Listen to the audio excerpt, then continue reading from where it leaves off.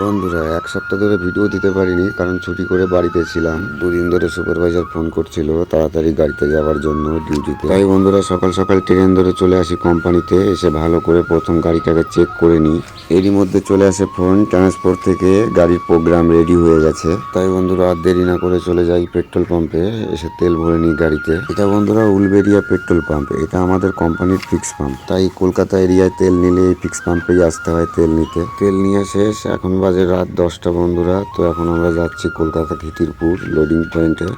আর সকাল সকাল লোডিং চালুও হয়ে যায় বন্ধুরা। দেখো ফাইনালি বন্ধুরা 4 ঘন্টার মধ্যে লোডিং কমপ্লিট করে এখন বেরোতে হবে গাড়ি নিয়ে।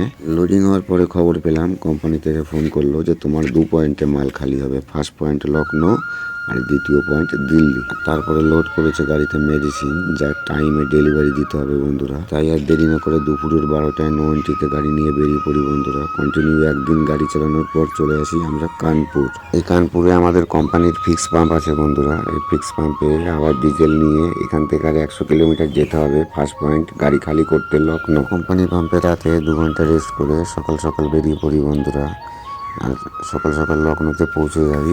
অনলাইনের মাল লোড করে একটাই মজা বন্ধুরা, কোনো ওয়েট করতে হয় না। যাওয়ার সঙ্গে সঙ্গে আনলোড, যাওয়ার সঙ্গে সঙ্গে লোড। গাড়ি ঢোকার সঙ্গে সঙ্গে আনলোডিং শুরু হয়ে গেছে বন্ধুরা। আর এখান থেকে জানিয়ে দিল যে 3 থেকে 4 ঘন্টা টাইম লাগবে। তার মধ্যে সিল কেটে মাল নামিয়ে রিটার্ন সিল করে দেওয়া হবে।